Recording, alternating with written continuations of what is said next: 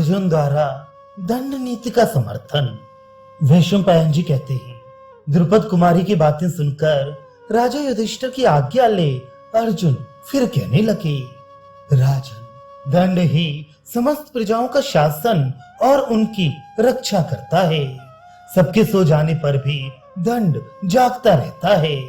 इसलिए विद्वानों ने दंड को राजा का धर्म बताया है। दंड से ही धर्म, अर्थ और काम की रक्षा होती है। इसलिए दंड त्रिवर्ग कहलाता है। दंड ही धन और धान्य की रखवाली करता है।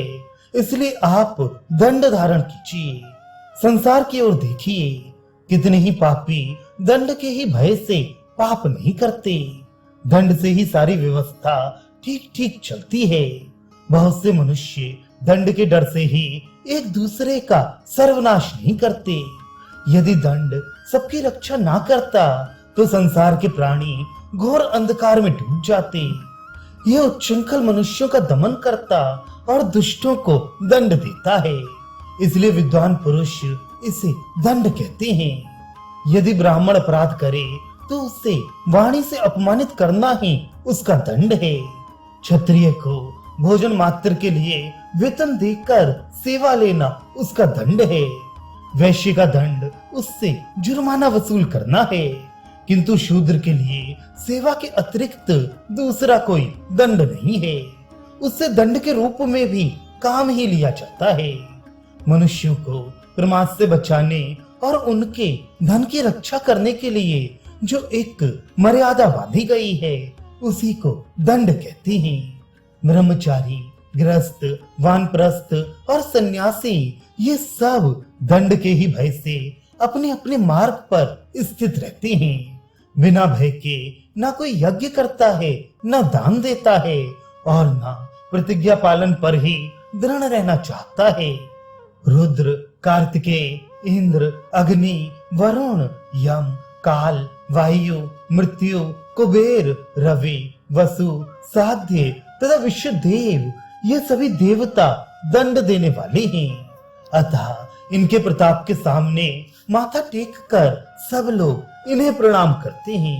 सभी इनकी पूजा करते हैं। मैं संसार में किसी को ऐसा नहीं देखता जो अहिंसा से जीविका चलाता हो, क्योंकि प्रत्येक क्रिया में कुछ न कुछ हिंसा का संबंध हो ही जाता है। जो विधाता का विधान है उसमें विद्वान पुरुष को मोह नहीं होता। महाराज, जिस जात में आपका जन्म हुआ है उसी के अनुसार आपको बर्ताव करना चाहिए। पानी में बहुत सारे जीव हैं, पृथ्वी पर तथा वृक्ष के फलों में भी बहुत से कीड़े होते हैं। कोई भी मनुष्य ऐसा नहीं है जो इनकी हिंसा से सर्वथा बचा रहता हो। परंतु इसे जीवन निर्वाह के सिवा और क्या कहा जा सकता है।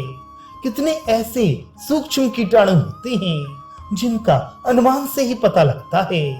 मनुष्यों के पलक गिराने मात्र से उनके कंधे टूट जाते हैं।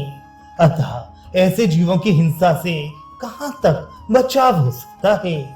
जब से जगत में दंड नीति का प्रचार हुआ है तब से संपूर्ण प्राणियों के सभी कार्य सुचारू रूप से होने लगे हैं। संसार में भले बुरे का विभाग करने वाला दंड यदि ना होता तो सब जगह अंधेर मचा रहता। किसी को कुछ भी सूझ नहीं पड़ता।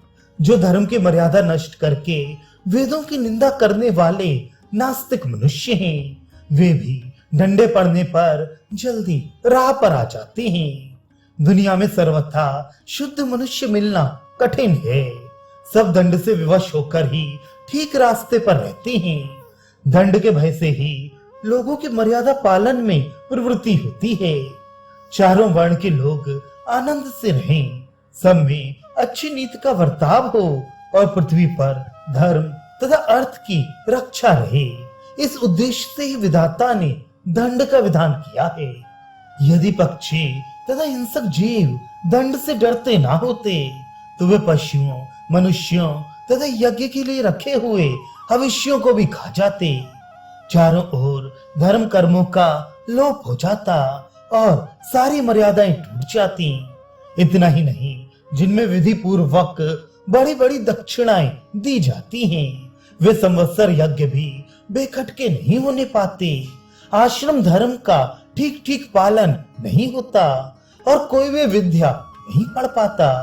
डंडे पड़ने का डर ना होता तो रथों में जुते हुए ऊंट, बैल, घोड़े, खच्चर तथा गधे उन्हें खींचते ही नहीं। सेवक अपने स्वामी का तथा बालक माता पिता का कहना नहीं मानते और युवती स्त्री अपने सती धर्म पर स्थित न रहती। दंड पर ही सारी प्रजा टिकी हुई है। दंड से ही भय होता है। मनुष्यों का इहलोक और परलोक दंड पर ही प्रतिष्ठित है। जहाँ दंड देने का सुंदर विधान है, वहाँ छल, पाप और ठगी देखने में नहीं आती। इसमें संदेह नहीं कि मनुष्य के सब कार्य धन के अधीन हैं, परंतु धन दंड के अधीन है। देखिए दंड की कितनी महिमा है। लोक यात्रा का निर्वाह करने के लिए धर्म का प्रतिपादन किया गया है। कोई भी वस्तु ऐसी नहीं है जिसमें सबके सब गुण हो ही अथवा जो सर्वथा गुणों से वंचित ही हो। प्रत्येक कार्य में अच्छाई और बुराई दोनों ही देखने में आती है। इन सब बातों का विचार करके आप भी प्राचीन धर्म का पालन कीजिए, यज्ञ कीजिए, दान दीजिए तथा प्रजा एवं मित्रों की रक्षा कीजिए। अर्जुन की बात समाप्त होने पर भीमसेन कहने लगे, राजन, आप सब धर्मों के ज्ञाता हैं, आपसे कुछ भी कहने की आवश्यकता नहीं है। मैंने कई बार मन में निश्चय किया कि ना बोलूं, मगर अधिक दुख होने के कारण बोलना ही पड़ता है। आपका ये अत्यंत मोह देखकर हम लोग विकल और निर्बल हो रहे हैं। आप संसार की गत और अगत दोनों जानते हैं। भविष्य और वर्तमान में भी आपसे कुछ छिपा नहीं है। ऐसी स्थिति में भी आपको राज्य के प्रति आकृष्ट करने का जो कारण है उसे बता रहा हूँ, ध्यान देकर सुने। मनुष्य को दो प्रकार की व्याधियां होती हैं, एक शारीरिक और दूसरी मानसिक। इन दोनों की उत्पत्ति अन्योन्य आश्रित है। एक के बिना दूसरी का होना संभव नहीं है। कभी शारीरिक व्याधि से मानसिक व्याधि होती है, कभी मानसिक व्याधि से शारीरिक व्याधि।